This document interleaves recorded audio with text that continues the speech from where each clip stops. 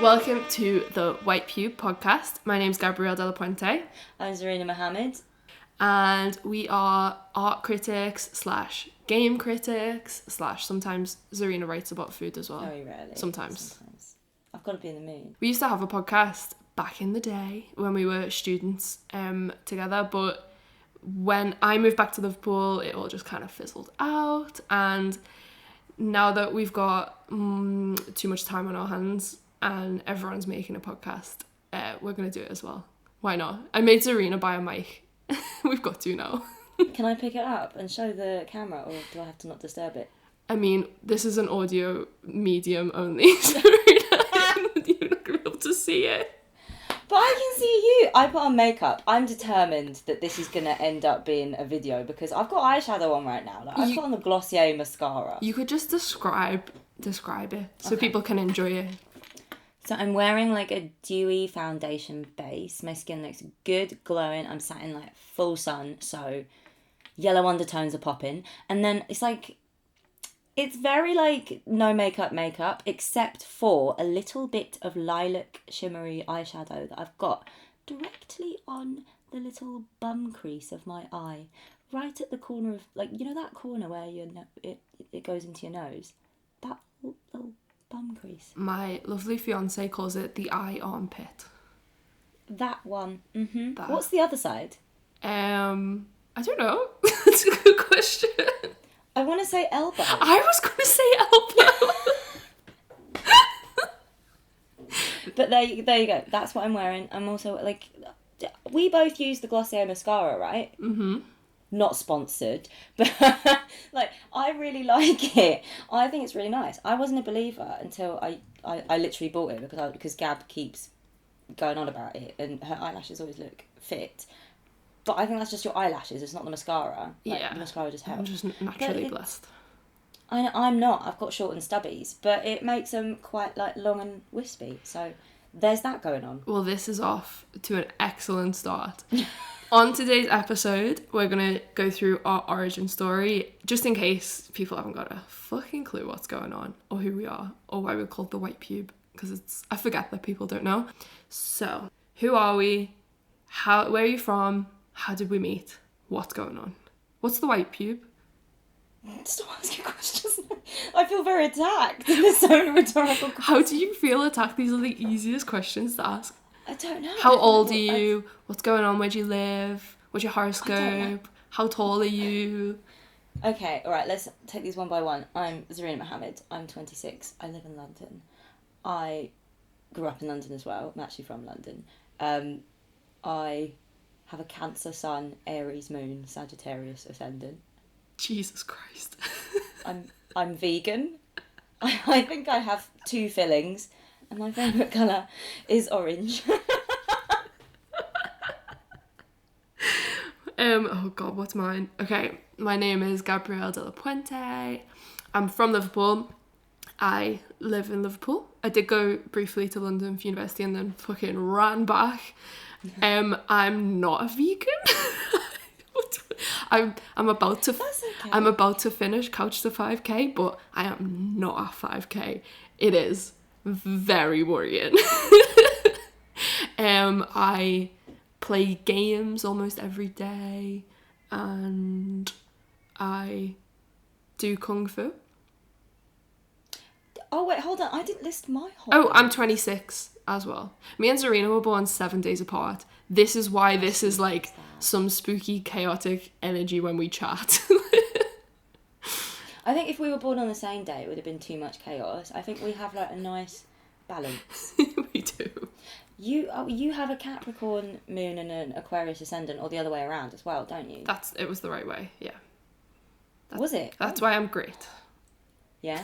No, this is honestly, this is why, like, Gab is the most organised person in Europe, because she's got that Capricorn placement. And then, like, it makes your Aquarius placement as well makes a lot of sense, because you have these, like, all Aquariuses, I don't know if you've noticed, but they're all like that.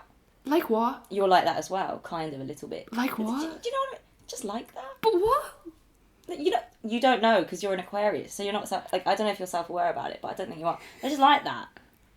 I feel like I've missed the sentence, or you've missed the sentence. No, it's like, it's just, just like that. Like, if you know what I mean, please write in.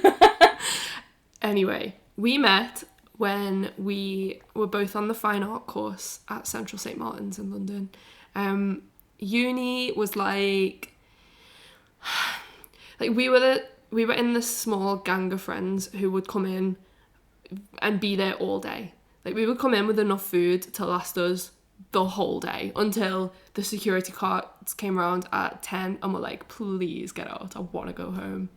It literally was camping. I was talking about this the other day with Seema, another member of our studio friendship consortium, and she was like, it was just mental that we did that. Like, we'd go in at some stupid hour in the morning when no other art students were awake, and we'd go to Waitrose for like the free coffee, because that was back when if you had a Waitrose card they'd give you a free coffee. I think now you have to buy something, but they'd give you a free coffee, and it was bad and it came from a machine, and that's the only reason I have a Waitrose card. And we'd go in and there was that like packet of dried mango. Oh my god, eat an entire that was so them. Nice. I know, but oh my god, I forgot about it. Right? They were so good. I started buying dried mango again because I'm like... But the thing is about that dried mango, it wasn't dry. It was slimy. It was like mango jerky. It was sugar. Mango jerky. Oh my god, my mouth is watering. Oh my god, Waitrose, please sponsor us. Oh my god, my mouth's watering.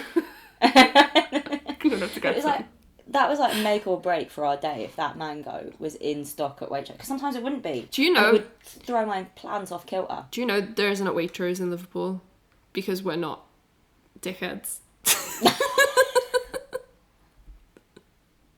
I mean, I don't like... That's the only time I've ever shopped in Waitrose. Don't get me wrong. There's one in Brent Cross and I do go in there. It was bizarre that there was one directly next to a university. But it also wasn't bizarre because like St Martin's, which has this reputation of being like some edgy fucking cool slapdash school for artists and creative musician fashion people, had moved just before, I think 2 or 3 years before we started, into King's Cross, and the area is very strange. Like, it's next to the Guardian building. It's by Google. All of those things as well. Like, the Guardian were there when we got there, but like Google arrived, I think, in our second year, and like after we left, all of a sudden there's other stories across the road. Carhartt. There's like Carhartt. There's like Nike Town, and it's like. Yeah. I mean, it makes sense, but I think we were there at a time when it was kind of like getting did up. And it was very interesting that there were like King's Cross staff around the area. Like, it was policed public space, but because it wasn't public, it was all very well manicured and like suspiciously so. Fountains that lit up and you know, I don't know. It felt always a little bit uncomfortable. Do you know, now it's like, it's one of those regenerated public spaces where there's like a really nice set of like flowers in like those stupid planter boxes, and like the are they policemen? Not really, but they can, you know, probably give you eyeballs and be weird about it. Like, it's such a weird blend of like public private space, and it's like it's more so now because round the side there's a Disham, and like Coal Drops Yard is like this place where people who'd never fucking do you know what? I realised that King's Cross was gone when my boss from my day job was like, "Oh, it's really nice around there. We went for cocktails there the other day," and I was like, "Oh." It's just basically, if you're not familiar, loads of restaurants, fancy shops, like not where you would associate, nothing you would associate with like an edgy art school, except now it's like an edgy / not edgy art university that is just a money maker, and you know, that's the way of the world. Yeah, no, it's far cry from like what it was in like the 90s when you imagine like Alex James, yeah, Blur, Pulp, Jarvis Cocker. But Steve McQueen. all of that conversation was like given to us, or we inherited it. Like, what does it mean now for students today to try and learn about art and, you know, culture in a space that is so institutionalized? And they would always repeat to us, what does it mean to be in an institution? Like, think about the fact you're in an institution. And for the first, I don't know, 2 years of the course, I was like, what are they on about? I don't care. And then it all just clicked. And I remember, like, I've described it to Zarina in the past, of being like that moment when you finally look at a clock and you can tell what the time is when you're little. It all was like, ooh, shit, we're in an institution. We're paying out of our arse to try and make art, but we're doing it in a building where we can't get paint on the floor or drill into the walls. The tutors Can't open a window. We couldn't open a window. The air conditioning was so strange that it would give us like static electricity shocks all day, because it was just recycled air going through it like a giant aeroplane. Like that with the neon lights, it give you this like weird feeling. If you stayed in the building all day, like we did, I think it'd make you feel really weird, like you were like a little bit high. Like, you know when you're on an aeroplane and you just kind of feel a little bit woozy and out of it? Yeah. I think definitely. It kind of gave you this weird feeling. So it was even more like amplified, this kind of like vibe, right? Of like just kind of... But we would then just... wide-eyed. Yeah, we'd be in the studio all day. We didn't make that much work. Oh no, it's not that we were really studious. We weren't, like... We would just eat food and watch First Dates. And we watched Scream Queens together. We just chat shit. Like, we would always... I think we were all very scared about what was going to happen next, like, after we left. Because, you know, what you do after you leave an art course? We shit ourselves. Like, I think, like, that like post uni clarity was so kind of opaque to us. Like, we didn't understand what we were meant to do with it, and we didn't understand like the logistics of what it took to be a practicing artist. Like, what were the steps that you took when you left uni in between that and like having shows and like, or being represented by a gallery? Like, what were the steps you took? And like, they'd have Monday night lectures where artists would come in and talk about their work and their careers, but no one would ever fucking talk about that. Mm-hmm. Like, that part of their career where they were just kind of left uni figuring it out. It was just straight away, and this was my first show. Like, yeah, but how did you get that first show? What happened? What did you do? Did you pay for a studio? Do you know how expensive they are? Like, who found you? Yeah, who found you? How did they approach you? Did you approach them? Did you submit? Did you, like, what was the process? Like, everyone was so quiet, hush about it. And like, how do you afford a studio? I still don't really know. How do you afford to pay for a studio and for rent on a flat, however much that is, in London? Especially in London. As an artist, do you have a part-time job? What is it? How much do you make at that part-time job? When do you do your art around that part-time? I have so many questions. So, but we had... This is the type of stuff we were thinking about, or like, that was the anxiety underpinning our hours spent in the studio talking to each other. So, and we say all this to like explain that we were quite a chatty group, and we were thinking a lot about like how the art world functions, and maybe doing that a little bit more so than the art itself. Like, I can imagine the conversations in other art schools being very much about like the tradition of painting and, you know, the digital. We were just like, how do we get money? Literally don't know. I don't understand what people in other art schools talk about or spoke about, or like, if it could have been different, I don't know what that would have looked like, because that anxiety of like, what the fuck is going on? Like, that anxiety of like, oh my god, what are we doing? Like, existential crisis. Yeah. Art school existentialism was like so under the skin of everything. Like, every conversation we had, like, and like, yeah, this work is good, but like, oh my god, what am I gonna do with it? Like, and I'd go to so many degree shows in other universities and be like, yeah, these people were a little bit more, they had a bit more focus than we did compared to like the CSM degree show, which is good, but it's scatty. I think St Martin's isn't good at teaching students how to care about making things. But it's good If about, that makes sense. it's good for the discourse. It's good for like It's good for the discourse. hot takes. It's we always say that St Martin's produces a lot of like gobshites. Yeah. Which I think if you look at like the alumni, it does. Mm-hmm. Like people that have like come out of St Martin's, there have been some gobshites and some people that have like done things set up things that do things in a very specifically different or altered way to like the normal way of doing things. Like even like Auto Italia were on the BA Fine Art as well, weren't they? And Arcadia Missa came out of St Martin's. Like it produces people that are good at talking about art and thinking about the ways that it can be different. But it didn't teach us how to fabricate things. Yes. Or how to care about fabrication. This is all to say that I went to a John Rafeman exhibition at the Zabladovich. It's kind of funny now because both of those things are cursed. Like, I won't go into why in too much detail, but I wouldn't go to the Zabladovich now, and John Rafeman just got cancelled on the internet.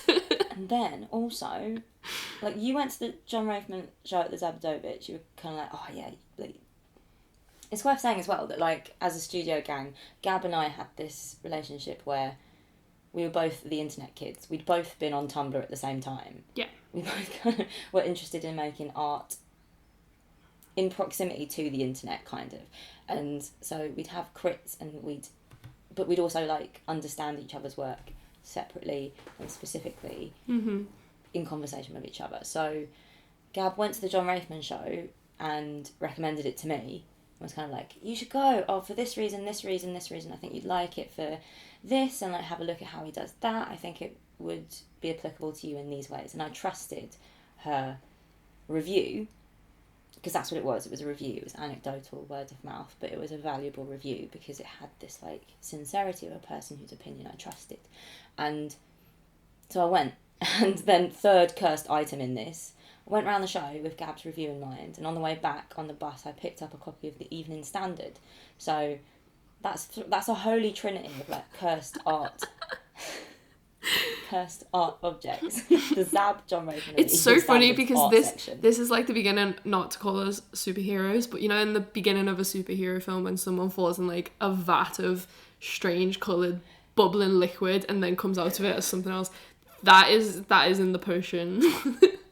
All those this three. This is our hero origin story. We're not Spider-Man. This is our villain origin story. Like, this is how the Joker got made. Like, that's true. But the Evening Standard art section, it was that time of week where they did the double spread, and they had a review of that John Rafeman show on the double spread. And I remember reading it, and it was just like a collision of like all these things happening at once. I think it must have been fate, right? Because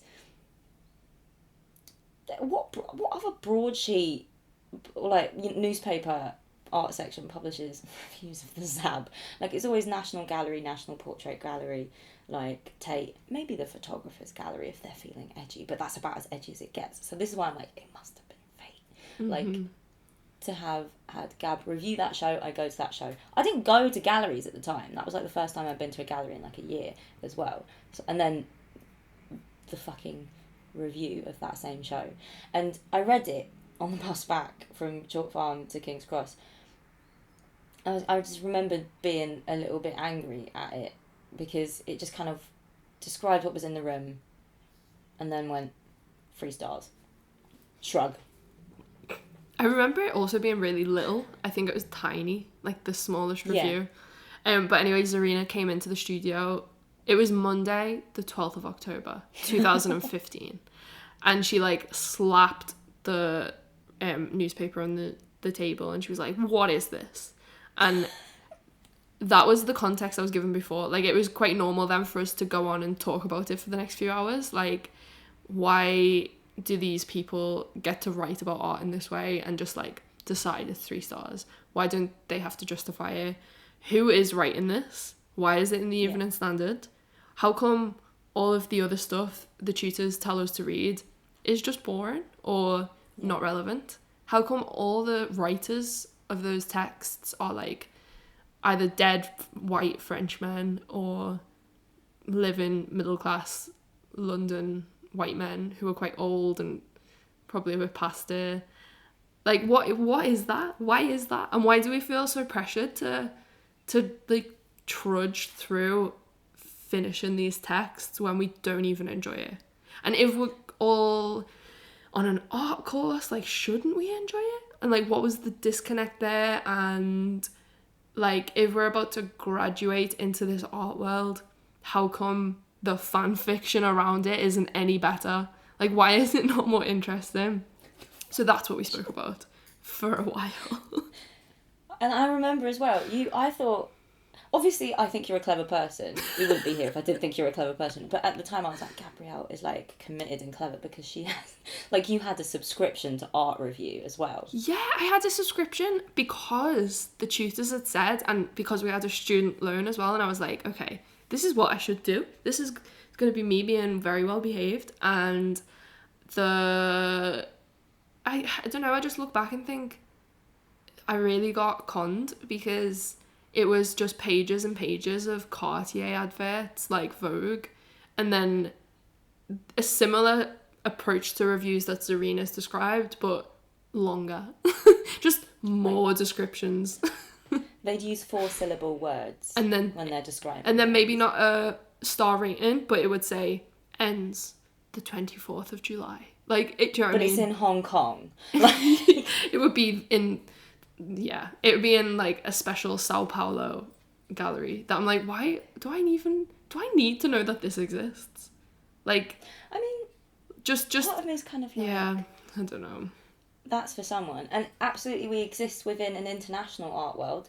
Like, the idea that there are definitely stuff going on in Sao Paulo that's valid and important. Mm-hmm. But the problem is, I think Art Review's readership, or like assumed readership, obviously you're not part of that assumed readership because you're a fucking 20-year-old with a student loan and a Tesco meal deal addiction. And like, there's not, but like, you don't match up with their imagined, assumed ideal readership, which is like an international kind of gallerina socialite darling that like wears oddly cut silhouettes. Yeah. And that's fair. Yoji Yamamoto trainers. But the type of writing that we would actually appreciate just didn't exist. So in a format that we would spend time with. So we joked that we should start our own website and, like, you know, write about stuff in the way we want to read about it. And I said to Zarina, what shall we call it? And she was like, the White Pube. And it was fucking divine intervention. I don't know where it came from. Neither do I. But the name was like so funny to me, and it is still funny because it first and foremost took the piss out of the idea that art is best viewed in this perfect white space. Like, the name is a piss take of the White Cube. And there is a White Cube gallery chain in all these major cities in the world. I think there's like 3 of them in London, like giant monoliths of galleries in London that are like just completely bare inside, and then there's like a bit of art just thrown in, like seasoning. So we were able in one fell swoop, I don't know what that saying is, to take the piss out of the White Cube format, take the piss out of the gallery, take the piss out of the older generation who had white pubes, take the piss out of the professionalism, because we shouldn't have started a website with the word pube in it, and take the piss out of whiteness as well. It was just like, it was great. Well done. You smashed it. Our entire politic in like 3 words.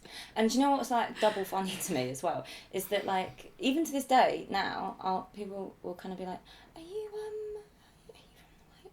But they'll get confused, I think. They'll like not quite know where to place me, and I'll be like, yeah, from the White Pube. And they'll kind of go, oh wow, oh. So the White Cube is it? And I'm like, no. the other I one.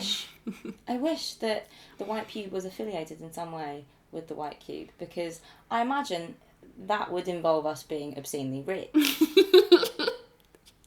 So If we'd have only. access to quite a large amount of money, which, would be nice. I know. I'd like that. Well, we had the idea, we had the name. I legged it to Wix.com to try and get the White Cube. Oh my god, I've just made the mistake. The White Pube. The whitepube.com. And like we use Tumblr and stuff, but I think we thought, let's just pretend to be, I don't know, slightly more organised than we probably are, and let's get like an actual web plan. And it was around the time. Yeah. You were Googling, like, it was around Black Friday, and you were Googling, you were like, what if we just did like a Wix? And I was like, I think you're crazy, but like, yeah, fine. Yeah. Like, and I was trying to like get the name thewhitepube.com before anyone else did, as if like someone else had the exact same idea at the exact same moment somewhere else in the world, and they were like racing us to get there. So we got it, obviously. No one else fucking had it. And that was the Monday. And over the course of the week, we both tried to write a review. So I went back and wrote about the John Rafeman exhibition that had started this whole conversation, and you went to like some random stuff. I went to some, weird ones. I went to like Blaine Southern. I haven't been back since. I've never been there. It's kind of, do you know what? It's, imagine the White Cube, but just off Oxford Street. I think it's off Regent Street, actually. It's like, it looks like the kind of place that, it's in like a weird cross between like Georgian townhouse and like shopfront, but like it still has that like pretension. Yeah. Of like slickness in like the high ceiling, long wall architecture. Like, if you've got floor to ceiling doors and you've got really high ceilings, then you're fancy, I'm sorry. Yeah. No, that's true. So we threw up a few little random reviews, and we tried to write them in a way that was like, I don't know, how we speak to each other on WhatsApp, and short. They were very short. They were, punctuation was like an option. We did not check the box on. We swapped out star ratings for emoji summaries because, to be honest, it's just more accurate. I remember, like, that was one thing that we were really fucking caught on. Like, the way that star reviews mean functionally fucking nothing. Yeah. Like that review of the John Rafeman show in the Evening Standard, I remember, like, the thing that enraged me about it was it didn't say anything about like what that reviewer thought, or like it didn't make any attempt to justify that 3-star. That was like an empty, completely like vacuous value judgment. But like, that's the thing, like, I think it made me angry because like it felt like a value judgment that was like masquerading as like an objective truth. And I remember getting quite caught on like the, I don't know, hypocrisy of that. I was like, well, who gets to make like objective truth? Like, who gets to pretend that their subjective opinion is like this universal totalizing statement? Who has the authority to presume that their experience predicts yours? Like, whoever you are. And like, obviously that's tied up with identity and like socio-political position and like all these things, and like experience.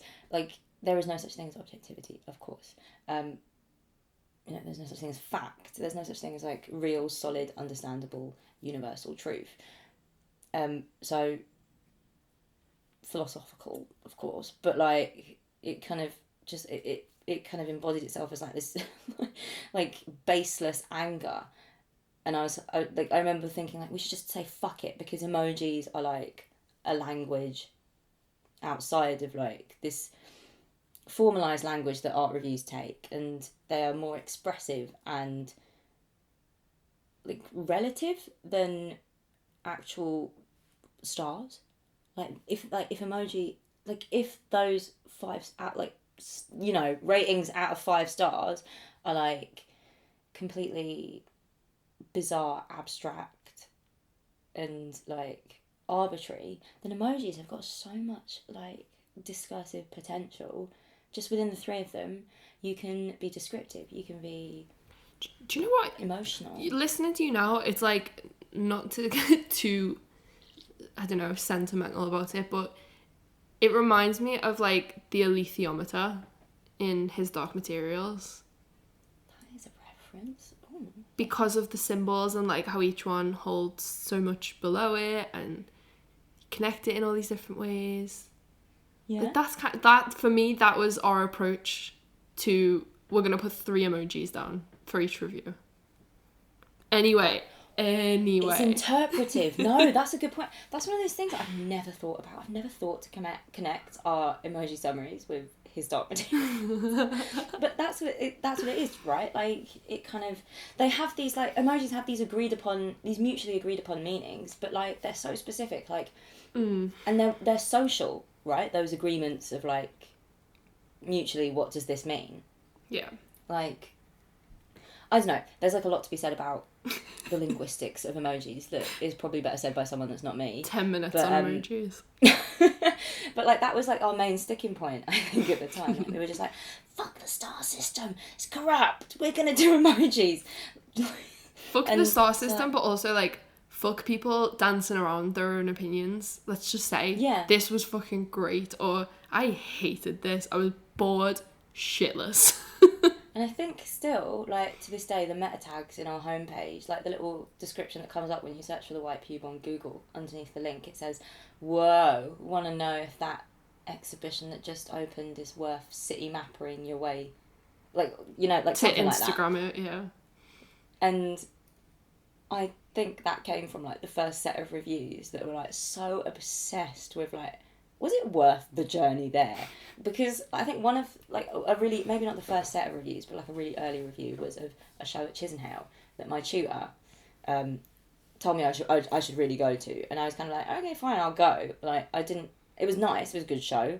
I really liked the artist, and the work that I saw there has actually really stuck with me. I've seen it again since, and it's good work. But I just don't think the Chisenhale is well placed strategically. It's such a long walk from Mile End Station, like it's at least 15 minutes if you're not power walking, and it's an amount of time that's longer than it takes to roll and smoke a cigarette, which is a really long time.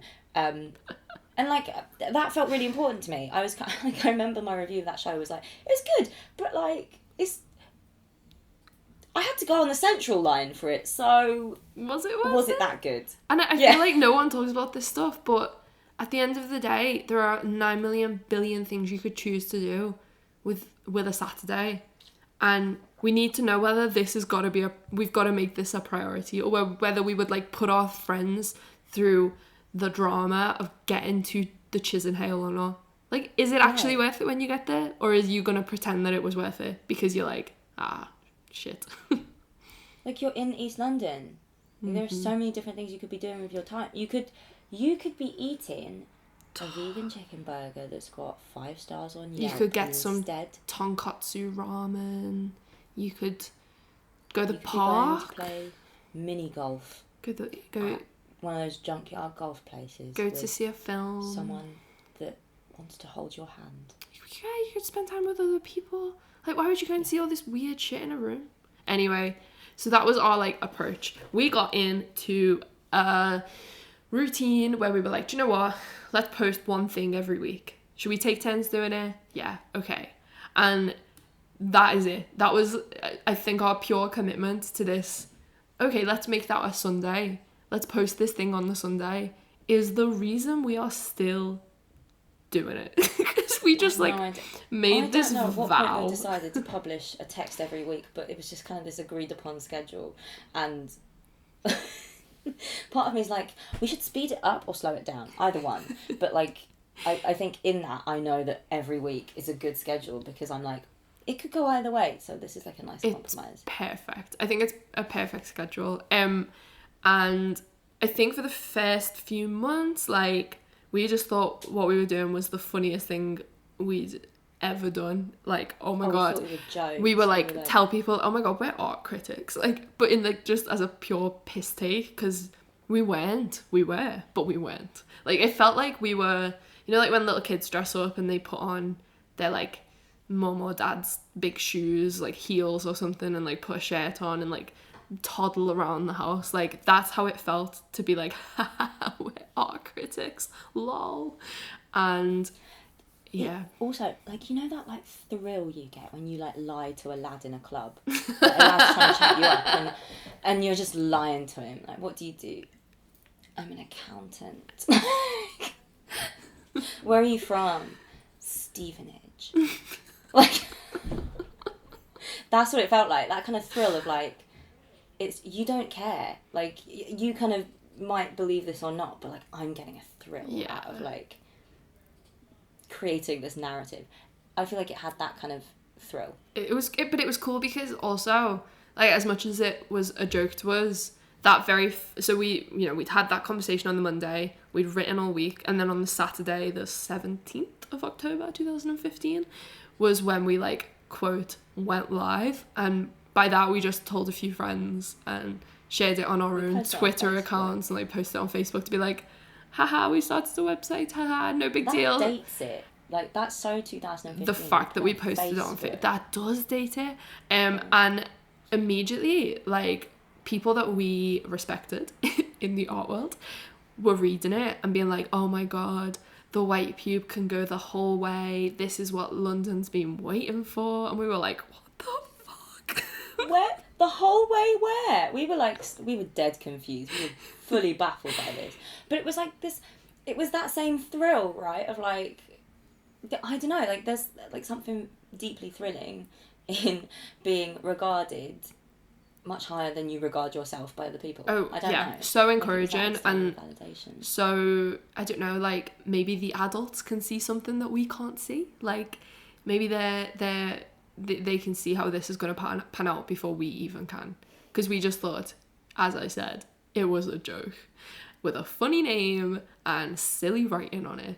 And it wasn't until like 6 months into it that I'd published a review of Jessie Darling's exhibition at Arcadia Mesa, which Arcadia Mesa is like a little gallery under a railway arch in Peckham. Is that right? In Peckham? Yeah. I don't remember London anymore. I'm over it. And I'd gone with two friends and I've published shall I read it out? Do you think I should? It's only a short review. I also I'm gonna live edit as I speak because I don't love. You say this every time you read it, and I really love that review. I think it's really well written. Okay. Thank you. Rate yourself. Thanks. It's very short. I'll read it out. It was published on April 1st, 2016, and the emoji summary is like a circle within a circle, a wiggly line, and an orange diamond. The exhibition also, before I get into it, is called The Great Near. So, I remember a party last year where I was just not having it. A friend turned to ask if I was okay, and it wasn't that I was upset about anything, but I wasn't happy either. I said, I'm comme ci, comme ça, and it was the most focused stability, this stiff middle ground as I was stuck amongst chatty people and coke and depressants and music. I really didn't want to speak to anyone or to myself. I didn't need to. I didn't like this exhibition, but I didn't dislike it either. I was fine, even as my body shifted awkward through this soft apocalyptic fantasy set. I didn't have to speak again. I was just fine with the decisions and arrangement, that particular and insular rationale of ingredients and appendage. Fine going about witnessing formula and wanting a better word than formula. It's what I want the orange diamond emoji to mean, the insideness of the person and what they bring and what they lean into. The two friends I went to the exhibition with thought that the 3 gatekeeper sculptures were ominous, and that the train that went over the roof of Arcadia Mesa was intermittent music aggressive. I missed that reaction. I was levelled. Even as I recognised upset in the pieces, in the crutch protrusion, the Bernie skin, the wood off-cut supports, and the poking horse heads. I thought that maybe it was a good thing that I'd missed affect, like my satisfaction meant that I was safe and okay. But I haven't made my mind up about this ambivalence yet, because I don't know what I want. Like, I know my body, how after I've been sick, I'll play it safe and have a piece of toast, when really I want Coke and lasagna, even if I think I'll throw it back up. Kind of a drag, inoffensive, safe.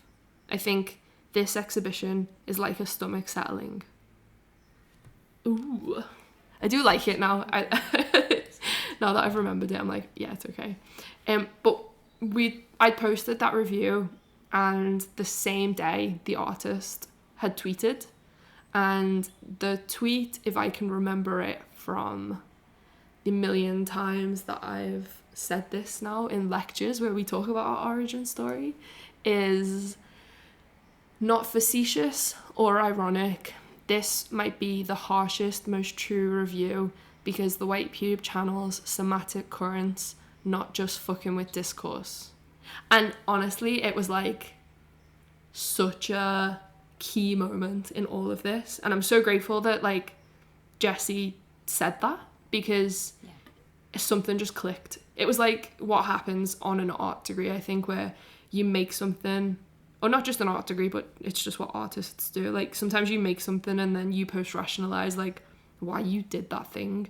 And for us, we were able to then start to process everything. Like maybe what we're doing, as Jessie identified, was we're not necessarily writing or experiencing art against a very visible canon of art history. Maybe what we're doing is going into the exhibition and like experiencing it in reference just to ourselves. Like we're having an encounter with something, figuring out what that's like when a baby tastes a lemon for the first time, and then we're going to our little silly website and we're writing about that. And we're being really careful about how we write that, because we want to be honest about, you know, for me, this exhibition just didn't really do anything. I felt very ambivalent about it. Or, you know, we go to other stuff and we're like, this just like moved me so much. I like almost started to cry. But also then saying why that reaction happened to you. I think we started to become really careful about explaining why we have our own compass points for good and bad, because those are decided by our own life and our own experiences and like our identities and you know, what is happening that day. Like if we're not well, or we're tired, or we're having a really good week or something, like all of that is always gonna it's gonna affect how it feels when you walk into a space to try and have like an aesthetic experience. And it just it just clicked. I think as well, I think it's worth saying that you know, that probably happens to other critics. Like, I imagine if Adrian Searle's having a really shit day, he won't like the stuff he sees. It's just the way that he writes about it won't include that experience. It will just be kind of like vaguely dismayed, but not really explain it. Like, I think it's more honest, in my mind, or like more sincere, to reference the body and the life that body experiences within the space of this writing as a kind of, maybe not justification, but like context, right? Like you can cite the body and experiential histories as well. Oh God, that's so pretentious. But it's true. Like those things. Like maybe Adrian Searle, who, if you don't know, is like one of the long-standing Guardian critics. Like maybe he should admit that. I mean, I'm really guessing who he is as a person, but maybe he should admit that, you know, he really likes a certain moving image work because he's like a big Question Time fan and like he loves that middle class chat. Like maybe, but it would be just so freeing for people to like bare all and talk about it in that way. I understand why they don't sometimes, but I agree. I just think it's dishonest. I feel like you're just holding too much back if you don't. Beep. Sorry, it's Gabrielle from the future editing this. I did not mean Question Time. I meant University Challenge. Okay, back to the episode. Beep. I think I kind of don't understand why. I think I've got way less sympathy for that, because I think, right, if everyone did it, it'd be less weird that we did it. And I think we do a lot to make ourselves incredibly vulnerable in front of quite a large, at this point, audience that likes to make a lot of assumptions about who they think that this, you know, heightened vulnerable state within the space of our writing entitles them to a heightened vulnerable state within the rest of our lives. And I think if everyone else did that, it would be fine. But Adrian Searle pretends that he doesn't watch Gardener's World, or it doesn't mention that he watches Gardener's World, and so that's why he really likes this particular piece, you know? And I think what's quite telling is that, like, when we speak to people that work in galleries, like high up, the curators that like deal with, you know, press from newspapers and, like, you know, newspaper critics, they say like, oh yeah, like they come in and, you know, they've written the review already. Like, they've written 80% of the review on the train. Like, they've received the press release. They've got like the vague layout of what they're going to say already pre-planned before they even see the show. And I just don't think that's doing your job very well. Yeah, I think as well, like it. Yeah, it just, yeah, I totally agree. It seems like the most honest way to write about art, or like anything really. It's also just being very fulfilling, I think, for me, like to understand why, or like not to understand, but to really reflect on why I do or don't like something, like to not just throw away these quick opinions, but to be like, but why? Like, why is this something that I like really want to spend more time with? But I think that's because going to art school taught me like a very specific skill. And I think I wouldn't be like, I think I'd be like this if I didn't go to art school, but art school really encouraged it as like a thing that I'm capable of, and like honed it within me, which is like not the only, but like the best thing about it. That's why I'm kind of like, yeah, art school's fine. Like, because I think what it did for me here has improved the rest of my life exponentially. But it made me think about thinking critically as like a valuable use of my time, like, yeah, questioning, you know, why I'm waving my phone at Gab now, and like why this works in the way it does, and like how I feel about the way it makes me feel. Like, thinking about how I feel about a thing in relation to a thing is like it's a really specific skill. Like, I go around galleries with my mum, and she just kind of like, it's not that she doesn't have that, she absolutely has that skill, but it just takes like a little bit more prodding and questioning from me to make her feel confident in her ability to ask these questions, because she thinks that the questions that she has are silly. Yeah. But like, we went to a gallery last weekend, and the artist was actually there in the gallery, kind of like chatting to visitors about the work, because it was like, you book a place and there are only 3 people in the gallery, and it needs to be invigilated, but like the artist the artist is going to do it. Yeah. And that was like the best thing for her, because she could kind of like speak to someone who'd made the work, and like who was willing to kind of have these conversations.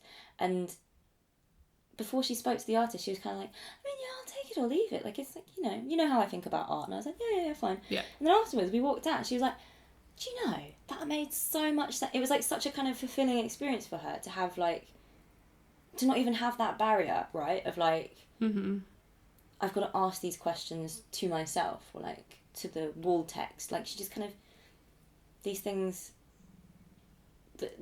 were like the information that she'd normally feel stupid for asking about were just kind of there, delivered to her, and she could have those moments in conversation. And I think that feels like a massive barrier for a lot of people that didn't go to art school, or like, you know, aren't already familiar with being in a gallery. People that feel uncomfortable with being in a gallery, like, it's a vulnerable thing, right? Asking these questions, and art has this like very tightly bound, opaque, like, it has like a tight logic, right? Where it moves to its own kind of rhythms of like theory and like 20th century European history, but only in these like really small, tightly knit clusters of like middle class people that lived outside of society, and like, you know, whatever. Like, these things happened, and like they inform art so specifically in some cases. Like, my mum doesn't give a fuck about like Cedar Bar in New York, and like, was it, oh god, it was that the Cedar Bar. It was a thing, right, where all the abstract expressionists hung out. I don't know. I don't know. I only know about it from Gilmore Girls. Don't. I'm also like using Tumblr now, so I get loads of like weird bits of information from other people. So like, but it's funny I don't know where that came from. Because what you're talking about is why I think sometimes we get messages from people saying like, you know, I didn't do an art degree and I don't really go to galleries, but I read what you write. It's like so nice that it's a way in for other people to think. Yeah. I think I'm saying all this, and I'm like aware that the canon exists and that we are familiar with it. Like, maybe we don't know what, like, you know, where fucking Paul Klee used to drink in Greenwich Village, but like, I think like we're familiar. We've read some chapters from Jean Baudrillard's Simulations. Mm-hmm. You have. Have you not? You have. You took it out of the library. But We've spoken about it. I don't think it's stuck. I think it's gone. I think it's expired. Same. Like I don't really know what he was saying. I think he was saying that like society is a simulation, or that we find the simulation more engaging than reality, or that reality is a simulation. One of those things. Yeah. He said the word simulation a lot, and then the word landscape, I think. Everyone just gets off this podcast now. Everyone's like, I've had enough of this. Fuck this. But like we are kind of like familiar with like the theoretical history, and so I think it becomes a little bit easier for us to like, we know what it is vaguely, so we know what we're rejecting when we say I don't really want to engage with that, and so I see the value in it, even if it's just that. But then like other writers that write very sincerely about like abstraction, like there's value in that. It's just it has to be done well, and I don't think it's done well by a lot of people. I think a lot of people use that particular way of writing as a way to kind of just churn stuff out.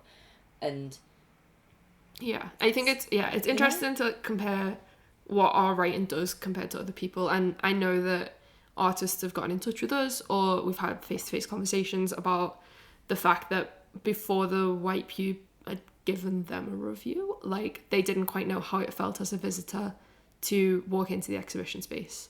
They know maybe what the work is worth because of a review in another publication. They know why it's relevant because of general art discourse chat in art review, for example, but they don't know like what it was actually literally in real time like to walk around the space. And that has always been, I think since we've heard that, I found that really motivating. Like it serves such a good purpose for people, because it's interesting now, like we'll talk about it soon, but in the game industry you have like quality assurance, and you have Zarina's just bare. You're gonna have to cut out my butt, like we're gonna keep it in.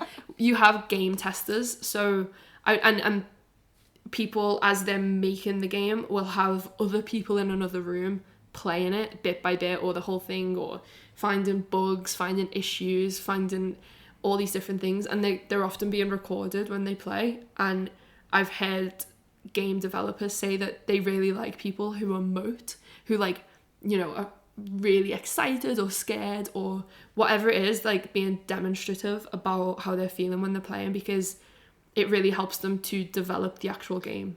And if they don't have that, if they've just got no feedback, if they've got nothing, then what's the point? They need to know. At the end of the day, people are going to buy these games and play them in their houses, and without that, it's like, I don't know, it's such a like formalized part of the game industry, and it isn't in art. And I wonder like why. But I also think that in a way, in a very small one-to-one way, that is what you do when you go to an exhibition, or what I do when I play a game. It's just another part of that feedback. My theory is, right, I think I know why. Because artists are scared. Artists are little scaredy cats, and they don't want to know, because they're really upset that like someone might not like it, or they might be bored by it. And I think as well, like there's this way of making that's like quite insular. If you like buy into this pretentious kind of white European idea of what art is, then it doesn't really exist for anyone but itself, you know? Like, art that buys into that theory that, like, you know, those choices, it's a choice. You opt in to the idea that, like, art is for an exclusive group of people that understand all of these theoretical requirements and, like, have done an MFA or, like, a fucking whatever. Like, the idea that art can be for the market, like, as well, that too, like, buys into certain requirements for it to engage with, like, a historical canon. It doesn't exist for the public. It doesn't exist for anyone other than, like, its own audience of, like, specific insiders. That was Whistler, right? Like, Whistler... You're dropping some Whistler knowledge on me. I don't know.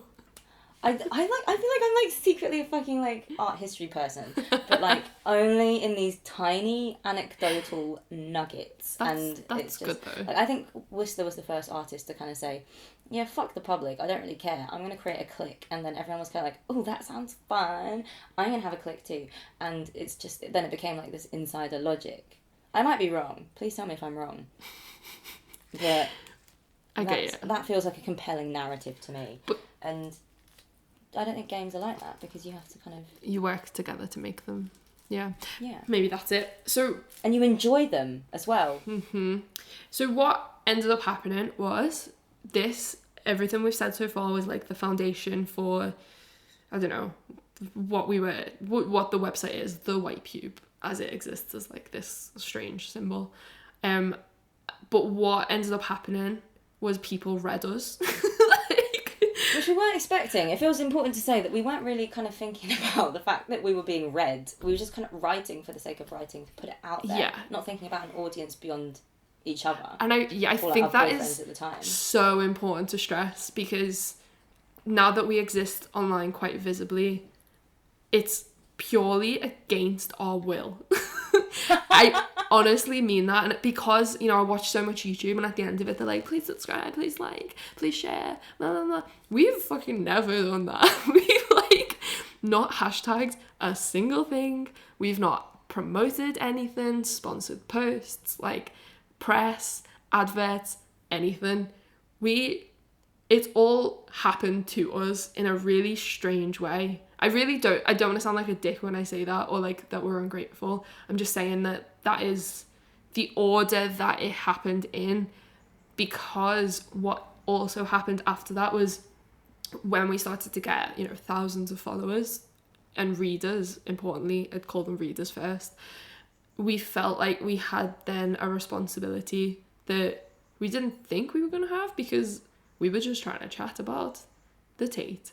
And then next thing you know, like, people are getting in touch with us about mistreatment in a gallery they work in, or an artist has done this really bad thing and is getting away with it, and would you be able to talk about it? So it was kind of interesting, because people saw us as, like, not a news outlet, but, like, the shade room type, calling things out, potential platform. Because I can see how that happens. Oh yeah, totally. Like, it makes sense if we're writing about an experience of a work, honestly. That can translate so easily to, like, okay, but, like, then what does it mean that it's in this particular institution that does this particular thing to their volunteers or their 0-hour workforce? Like, yeah, you know, like, it's such a small jump. Like, we are so, like, that political position to write about art in a specific way was so attuned to the politics of the institution itself. Like, we were really critical of those spaces, kind of, in what they were putting out. But then what about their internal workings? It was like only a short jump. So it was a short jump, and, like, I think we were that was all, like, we were learning in real time in the public, like, how to do that. Like, how do we extend that criticism beyond embodied criticism of, like, a gallery encounter to you know, full-on political activism type criticism of the infrastructure of the art world, payment, all the stuff that we obviously really cared about, because it was stuff that we were so scared about. Like, you know, how can we stay? How would we even want to stay in an art world that is built off the backs of volunteer labour, while curators and directors make so much money? even more so than the artists who are only ever paid in like sporadic small artist fees and not given any kind of stability or wage, and you know, everyone's a freelancer and everyone's stressed and upset and taking on like little bits of teaching jobs to try and like make the rent and all these little stuff. And then of course, obviously, without, it doesn't even need to be said, but the people then who get the opportunities to be in power and the opportunities to show in those galleries are like white, cis, non-disabled, like all, like it's all of, you know, middle class, all of these things that we already know grant people privilege. Like, why would we want to stay within that? And if we can't push for change to make a better art world, then, you know, what's the point? Fucking tell them. Yeah. That was so good. Like, that was like condensed quick fire round of like, ha ha ha. Because I love that. Because that had me pumped up. That is like that underpins everything I think we do now. It started with the writing, it became the writing plus this push for like better conditions, and now it is both. And now I think we're in the swing of like doing all of this together, and especially in the shit mess of 2020, like that is where we've been able to start to really instrumentalize it, because I think for the past few years we've known we've had the visibility and we've known we've had influence, but we've not really known what to do with it, or like how to really focus certain parts of that motivation. And now it's kind of happening. Now there is so much shit in the world that there are so many places to fire that gun. Yeah. And Zarina's just going mad with it. She's just firing the gun everywhere. But I think it if we have these issues with the way things are run, it obviously makes sense for us to be like, okay, well, how about other people doing it? We have like the great privilege of being invited to different countries and like, you know, like different cities across the world, and seeing how people are doing things over there. Like, how does it work for people in Cyprus? What's it like to be an artist in Gothenburg or Copenhagen or Kerala? Like, all of these things, like we have this like privilege of like, I guess, living in that specific way, but also being privy as critics to this completely different way of speaking about art and like how things are done. Like, rather than speaking about the nitty gritty of what a painting means, we can kind of talk about how logistically, how do you make this work? And these conversations are happening all over the world. Like, no one's got it sorted or figured out, and I think it makes complete sense that we would talk about, you know, this different way of doing things that could provide a solution for a problem happening in, you know, yeah, Edinburgh. Like, oh, did you know these lot in, I don't know, Oslo are doing it this way? Like, oh, you know that in New York this is what they do. Like, well, maybe not New York, because, you know, it's kind of like a lot to manage. I think what we've not really spoken about on this podcast yet is like who we are and like the money or lack thereof that we come from. Like, I moved out 2 months ago from family homes. Like, I finally now can pay rent to do this all, but we don't have like a shared office or, you know, a team of people or anything like that. Like, we have been doing this from childhood bedrooms for a few years, and then and like our office is WhatsApp. Like, we live in 2 different cities. We started a Patreon maybe a year into it because we knew that YouTubers used it to make money, and we thought maybe like if we're getting so many thousands of readers, maybe some of them will want to like support us. Like, would that work? And for the first 2 years we got buttons. Like, I'm not ungrateful for it at all, because it added up, and it meant that I could especially afford trains down to London so that we could have meetings. But all of that has like spiraled now, and we've stuck with it, and now it pays our wage. And at the same time, like, as happy as I am about that, you start to feel all the more pressure, because as everything grows, we get more and more messages from people who are like, please help me with this situation. We get a lot of like workplace issue stuff, and we, as if we're like employment experts. It's really difficult. But it's good, like, but it's hard. It makes sense. Like, it makes sense to kind of get in touch with us as like quite a visible figure on like the UK arts landscape. Like, it makes sense to give it to us, kind of like leak or put it out there, or like boost the visibility of this thing. I understand that, but like, I think that, I mean, generally across the UK there is a real kind of sweeping movement of like workers' rights being kind of swept away, and like the power that like individual workers have within their workplaces are being like completely stripped and diminished, and you know, predatory or exploitative labour practices are running rampant. Like, 0 hours contracts weren't really a thing maybe 10 years ago, 5 years ago, and now they're like the most prevalent form of employment in the arts at an entry level position, right? Like, you're unlikely to find an entry level position within a gallery that's, unless you're like, we're talking about entry level in the office, like it's probably not going to be 0 hours there, but like front of house, absolutely. But yeah, no, I think that's the thing, like, it's just wider, kind of the wider landscape of whatever industry you're working in, right? Like, that's a thing. Like, precarious employment is pretty definitive of our generation at the moment, right? Yeah. Or like people our age and younger. And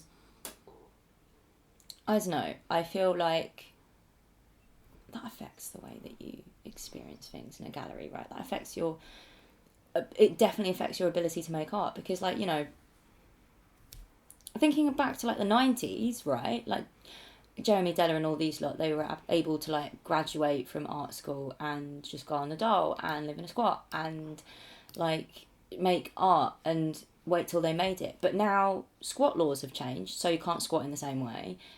The dole doesn't really exist in the same way. It's universal credit, and it will take you so long to just get on it, and it's meant to literally break you and your spirit.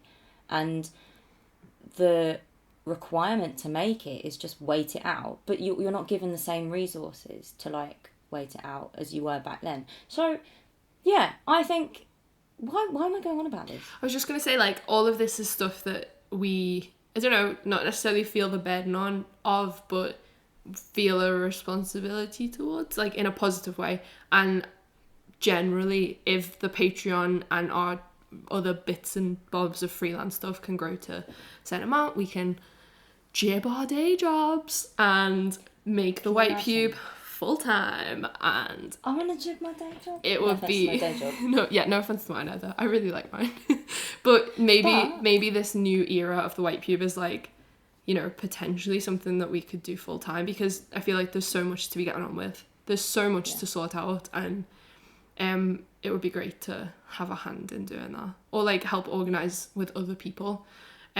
We are able to make money from doing this. Like, often even my family are like, how do you make money? What do you do? We early on published our accounts, so that, I mean, if right now you just want to like go on your phone, it's thewhitepube.com/accounts, and you can see every single job we've ever done, how much money we made, and you know, whether travel was covered, accommodation when we started to do travel jobs, and yeah, I think that's also really important. To pay. If they made over, if they took over 6 months, they're marked in orange. If they took over 3 months, they're marked in orange. If it took them over 6 months to pay, they're marked in red. Yeah, it's been like, so it is shaming. Yeah, it's been rocky. Like, when we started, we started to get a few writing commissions, and then some universities would like be like, do you want to come and do a lecture about the White Pube, which we thought again was hilarious, because we just graduated and it felt so funny to, like, you know, a few months later be like, well, now I'm giving the lecture. But what we were given the lecture about was like, it's this conversation, like the White Pube's origin story, and like what we were interested in. And we noticed then that all these different universities were paying us different amounts, or some would only give us one fee and expect us to split it. But when Zarina eats, I don't shit. Like, it's with two separate people 2 separate lives, different cities. So we, in a fit of anger, I remember messaging Zarina one day and being like, can I just publish the accounts, please? And I remember spending all morning writing down every single thing that we'd ever done and like putting it into a spreadsheet that we still to this day continue to update and make public, because we were able then to say to other people who were approaching us to do a lecture or a talk or any little tiny job that, you know, our accounts are public, so you need to pay us properly. Like we're not gonna take half a fee. We're 2 people, we're not doing half the work, we're doing twice the work, and you need to reflect that. And straight away all of these universities as well would be like, oh, we found the money. Like they had the money all along, they were just trying to scam you. I literally remember, like, it was the RCA that wanted us to come along and do like a little talk, and we were like, just remember this is public, lads. And they were like, oh, the guy that was emailing us was like, I'm gonna go back and fight for you to get the fee that you deserve, don't you worry. And we were like, yeah, it's good for that. But then also just talking about money in general in the arts is like, obviously, like, it's that thing, right? Like, you've got to discuss your salary with your co-workers, like whether you're in an office job fucking working in the compliance department or whether you're like a freelancer. And I think for freelancers it looks like publishing your accounts, because when we were entering the arts, like, one of the most useful things that happened in one of those Monday night lectures was Morgan Quaintance came along and like gave us a breakdown of like, you know, this is what my career looked like when I was 21. This is like how much I was, my mum was still paying my phone bill, I was still living at home, like I was making this much money doing these odd jobs a week, like, you know, every month, and now I make this much money from this, and I do this and I do this, and like this is what it took, like these are this is the trajectory. I think that was so fucking helpful to us, like just hearing the breakdown of like, oh, like it just clicked into place. And I think it's important to talk about how much you can expect to be paid for like an artist talk at, you know, Jerwood compared to an artist talk at, you know, I don't know, some gallery in Cardiff. Like, are there discrepancies there? Like, there aren't actually, probably. It's really strange. I've gone through so many ways of feeling about this as well. Like, at the beginning I was so excited that we were publishing our accounts and people were able to use it as like a resource so that they could be like, oh, you know, I'm gonna ask for this much then, if that's how much they got paid. And other times I felt like oh fuck, because, you know, which we have done, being paid £300 to do a 10-minute talk at the opening of a strange conference in Norway for museums and whatever. I don't even know what it was about. It was in a different language. But, you know, between the 2 of us, that's 5 minutes each. Like, what? How? That's, like, the best pay rate. It's fucking Jeff Bezos levels of, like, money. But at the same... And then feeling strange and, like, guilty about that. And then flip-flopping again because we don't have a pension or sick pay or maternity leave. Like, you know, being as self-employed is so loose that any money you make, you need to just be, like, thankful for and bring it in and keep it close, and like continue then to demand higher rates for inflation as the years go on, and like try and be sensible about all this. And also like I have to remind myself that it's like okay to want nice things, and it's okay to want like one day the security of a house, and it'd be amazing to like saving up for a deposit and buy. I remember saying to you, like, all I want is enough money to like buy 2 coats, because I always ever have like one coat that lasts me for years, and it'd be really nice to have like an option. Like, we've got that now because we've fucking grafted and we've, you know, somehow kept up with this routine of like writing every week, and it makes me feel all these different things. And then at the same time, like, ultimately I'm glad that we do it. I think it works out well. It fits in with everything we do. I think as well, it's important to remember with things like that where you kind of feel a bit like, oh, it's a bit mad being paid £300 for a 10-minute talk. But we flew all the way to Oslo with that, and we were there for like a little bit of time. There were some prep days before. Yeah. Like, it probably ended up being 2 days work, like with the travel, and that's what they're paying for. I think they're paying for our time and what we're bringing to them. Exactly. Like, it's important to remember Yeah. that they're not purchasing our time for those 10 minutes. They're also kind of purchasing that like shiny social capital of like the white pube are here and idiots. Fools. Fools. But like that is important. Like, and it's important, I think, to recognise that within yourself and have the confidence to say, I deserve that £300.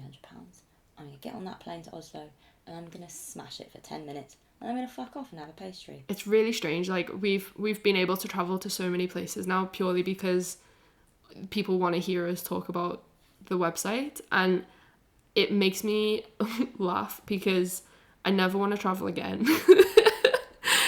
Coronavirus and climate as well, but that's partly why I think it's funny that we're recording this origin story, because we never need to get paid for this again. We're probably like making a big mistake. This is a bad business decision, this podcast, so I really hope no one listens to it, because if you listen to it, then fuck you, because this is shooting ourselves in the bum financially. It's so funny. But we've had like, I mean, I don't know when we're going to be able to travel next, so this is kind of for the people. Yeah, for the people. This is public service. So we have like the accounts and all of this writing on our website, and then we also have an Instagram and Twitter account alongside it, which have made us feel different ways. I know Zarina really doesn't appreciate the visibility. I know that we've had absolutely years of like trolls and abuse and death threats because we're like 2 women on the internet and one of us is brown. Like, it's just been shit at times, but then now we also get really nice like messages of affirmation from strangers that we, you know, it's hard because the stuff that sticks out is the mean stuff, and it should be the other way around. And I think what we should do is like ideally an episode on its own for the social media, because I think it's interesting. There's so much to say. I think we should do another reading our hate comments. We should do reading our hate comments. We should do the best of like the abuse.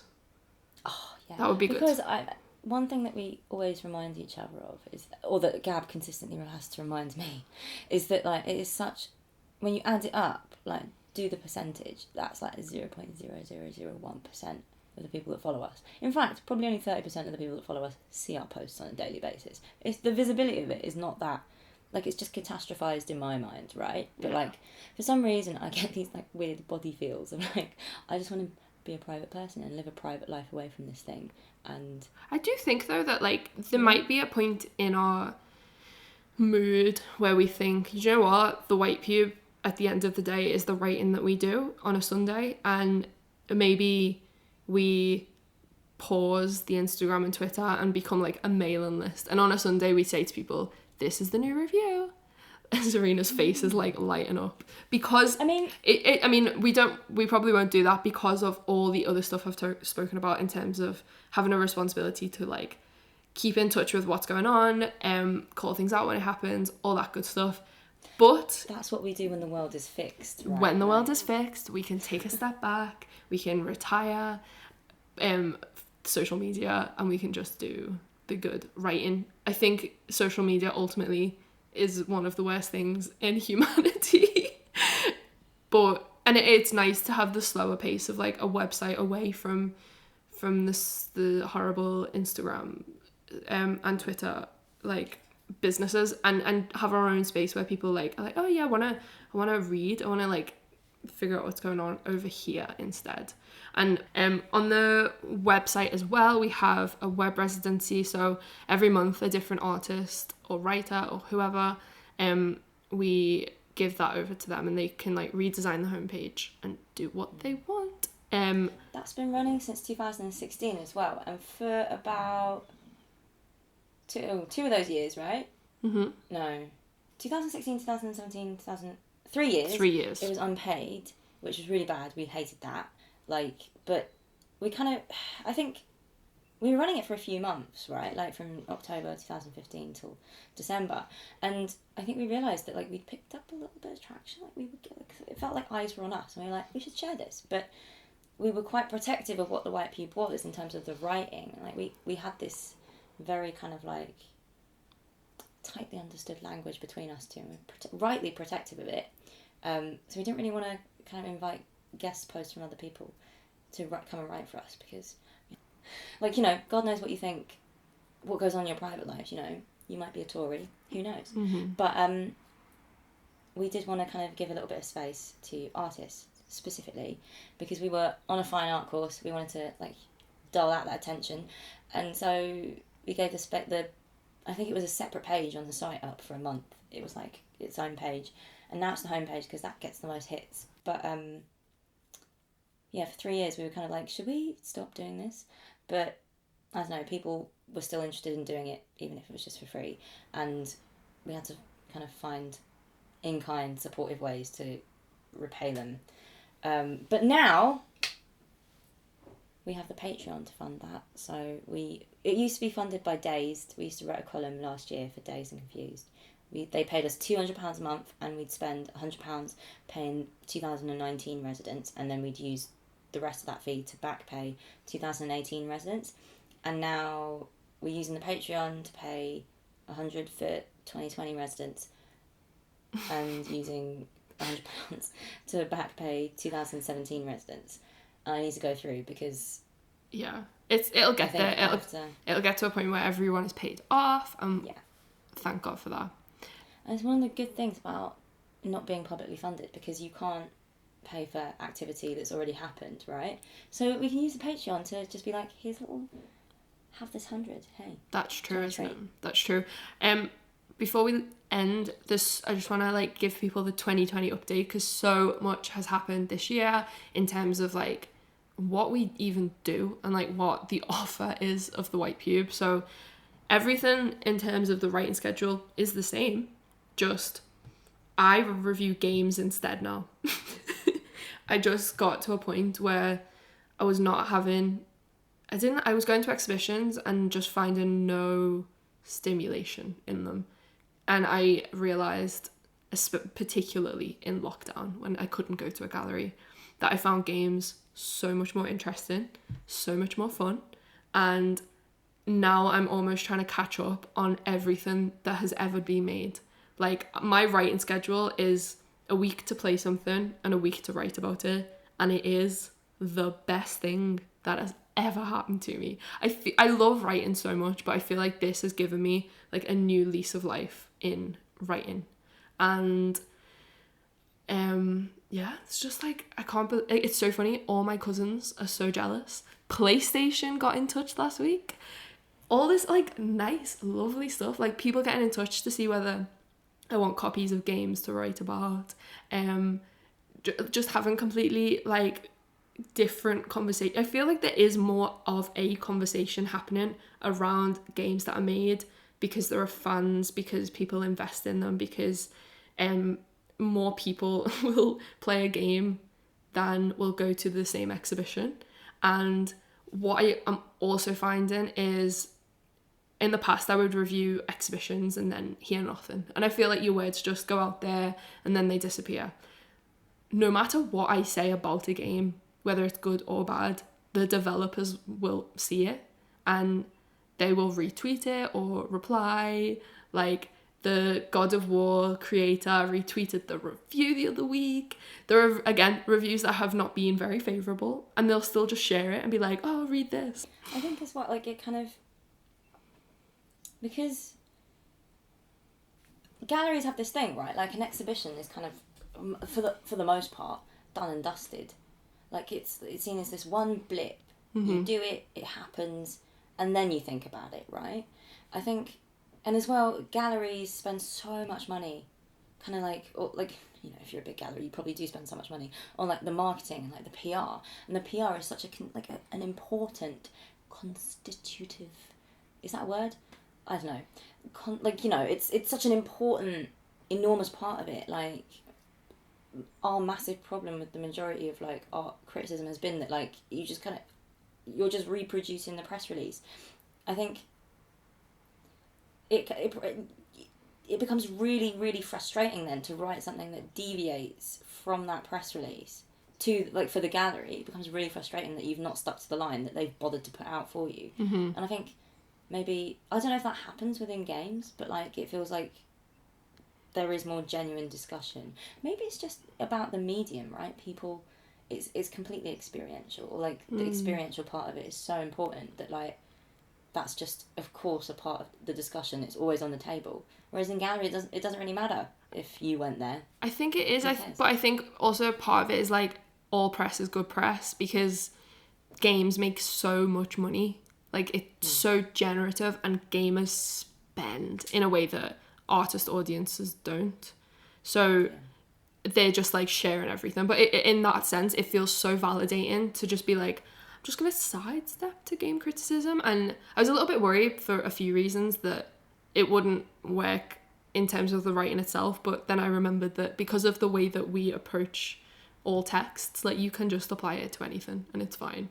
And then I was also worried because we've built this audience of art interested people, so for me to be like, I'm just gonna do this instead, I was like really worried. And everyone has been so nice. Like all these gamers that I didn't know were already in the audience have like come forward and be like, I love this. And other people who don't even have consoles are like, I'm really enjoying the game reviews, by the way. I'll just send them like little messages to say it is so lovely. I personally am incredible. I just want to take this moment to be like, I'm incredibly proud of Gabrielle, because how long have you been writing game criticism for? Since properly since the beginning of lockdown, so March. So that's like 6 months. In 6 months, you have become an acclaimed, notable game critic. I don't think that's true. I think that's true. I would say that you are a noted games person. We have and I'm incredibly proud of you, because that's a testament to how good of a writer you are. Thanks. We have I set up a separate Twitter account for game chat called Come Home Dad, if you want to follow it. Explain the app, please. So over lockdown I played a lot of Call of Duty, and in the lobby once there was another player called Come Home Dad, and it honestly just made me laugh so much. It made me laugh in the same way that the White Pube name makes me laugh, where I'm like, that is timeless. Like the fact that like someone on the internet doesn't have a dad anymore, or they've left home or something, and they think that they'll see it on COD, like on Call of Duty. Oh my god, it's just tickles me. So I'm called Come Home Dad. I just robbed it. I was like, fuck it, I'm just gonna rob it. So we've also this year started to do game reviews. Zarina has started to write about food in all these different ways. I've written 3 food columns so far. I think that's how I'm thinking about it, right? I'm not thinking about it like I'm a food critic now, in the same sense that you're writing about games like full-time fuck art, which I love for you, but I don't think I have enough opinions about food. I think, or like food is like a fraught topic for me particularly. So like, I don't think anyone wants to hear my whining on a week every fortnight, just me being like, I cried when I thought of bread. Like, I don't know if people are interested in that, but I think it's interesting to write about food as a thing that happens away from art, or like think about food in the same way I think about art, and write in a way that feels more expansive. I'm thinking a lot more, like, I don't know if I've mentioned this publicly, but I've started thinking about myself more as a writer with a capital W. Like, I always had like a kind of ongoing artistic practice away from the White Pube, and slowly I stopped lying to myself and trying to sneak my writing into art making. And I was just like, I think this is just, I write now, like that's the shape of my individual practice. So I've been trying to like flex my feet in all these different ways and shapes, and thinking about like fiction and, you know, I was about to say journaling, but you know what I mean? Like the way that like we spend so long kind of thinking about writing and like not really talking about the way in which we write, that like I don't know if the labour of that kind of goes unseen for a lot of our audience. Like the way that our approach to writing has shifted from like October 2015 to like September 2020. Mm-hmm. Like we've been on so many different waves. Like there was a moment in time where I just told everyone, I just write from the beginning to the end of the text, and I don't even care about my typos. Like I just, and then it's just one shot. And last year, I write it on my phone. all I did was 1,000 word reviews, because I think at that point I was like losing motivation a little bit because I was falling out of love with art. So I was like, that's like a challenge. And now I'm back into it. And now what I do, oh my God, I'll post the screenshot of me writing the God of War review. I had like a document where I made notes, a document where I tried to start writing it, a document where I took the best bits out of that and transplanted them over here. Then I listened to a podcast, so I made more notes about it. And then I started again. And it was like 4,000 words or something stupid. But I've got all the separate little bits of writing that never made it. And that's what happens. Like, I write a review. I'm like, I get what I'm trying to say, but I don't think it makes sense. And then start again. And it is, that's my process. But all of this, like, we don't really talk about it, but... Maybe it's a separate podcast, because I think it would be interesting to go into, like, the ways we've approached writing. That's true. Like, the literal, like, the logistics of, like, how that's worked. Because, like, I definitely do not write from start to finish, one shot, wonder. Like, I don't do that anymore. But I think it would be interesting. Or, like... I don't know. Yeah, I think it's its own separate podcast. But I think in that new identity, not new identity, but like this renewed enthusiasm for being writers, we have now got the White Pube Writers Grant. Have we mentioned that? Not yet. We've got a few more to mention, and then we're going to sign off because we've been speaking for like 9 billion hours. We started a writer's grant with the help of Creative Debuts, who earlier this year got in touch and said, is there anything you want to do but you can't fund yourself? And obviously we can't really fund that much ourselves because we're working off the Patreon and bits of freelance stuff. And Callum from Creative Debuts was very generous in asking us that, and we said, well, we've always wanted to do like the White Pube Prize or some kind of grant. And when we nailed it down a little bit and thought about it more carefully, we decided a writer's grant was the best fit. So we started that, and we've gotten billions of submissions. All we're asking for, if you're listening and you want to submit, is just honestly like no mega application form, but just to send us an email with what you do to funding@thewhitepube.com. It's a working class writer's grant, and you get £500, and there's no strings attached. You can do what you want with them. Go to the casino. It's up to you. Pay your rent, live your life, buy some books, buy a pen. Go Sainsbury's. Yeah. The first one has just been granted, so it went to Ruskin Smith, whose work we love, and we didn't know him before we did this. Like, he sent us an email with some texts, and also there were like audio versions on SoundCloud, and I was like, this is sick, so good. It's that like feeling you get when you're like, oh my god, like it kind of, I wasn't expecting to like be that viscerally excited by the first, like I was expecting that to be like one in a 2-year run, like someone that you really are excited by, but like the first time we chose someone that like is fucking talented and exciting and incredible, so like gassed by that. And so yeah, send us your submissions if you think we will find you exciting. And all we ask for, as Gab said, send an email to funding@thewhitepube.com and just attach some text examples of your writing. Don't have to be published. Yeah. If you attach it as a PDF, it is easier for me to add it to a Google Drive folder, but you can send us links as well. Just do what you want. It's kind of crazy. Like, I feel like the past few weeks everything's exploded. So we started the Writers Grant on a Friday when I was up very late. I also started the Successful Funding Application Library, because for me, just again being so interested in like how people get money and how people learn about how to get money in the arts is like so hush hush that I think it's a conspiracy at this point.